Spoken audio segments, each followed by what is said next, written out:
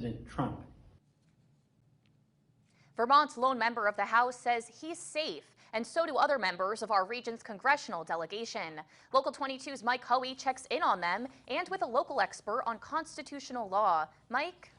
Well, Courtney, a professor at Vermont Law School tells us tonight encouraging insurrection against the government may fall under the Federal Sedition Act, but First Amendment concerns make a charge of sedition extremely difficult to prove.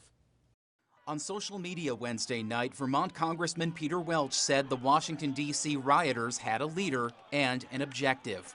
The leader, make no mistake, was President Donald J. Trump. The objective, to advance his goal of overturning the election of Joseph Biden. New York Congresswoman Elise Stefanik says in part, quote, Americans have a constitutional right to protest and freedom of speech, but violence in any form is absolutely unacceptable and anti-American. My staff and I are safe. We pray that my colleagues on both sides of the aisle, their staffs, and all Americans remain safe too. Vermont Senator Patrick Leahy says he is, quote, safe with other senators.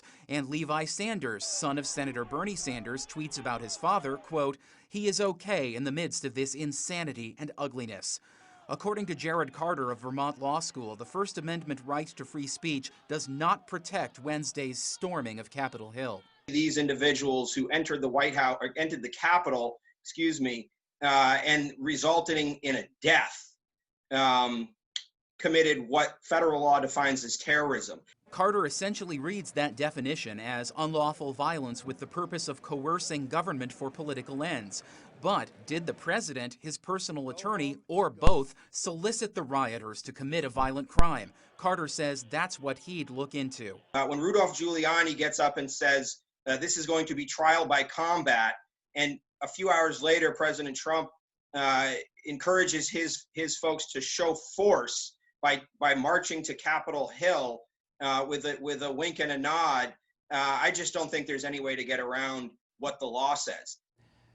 He then concluded that thought by asking, quote, will the president and Rudolph Giuliani be prosecuted for that in the end? Who knows, end quote. Live in the newsroom tonight, Mike Hoey, Local 22 News.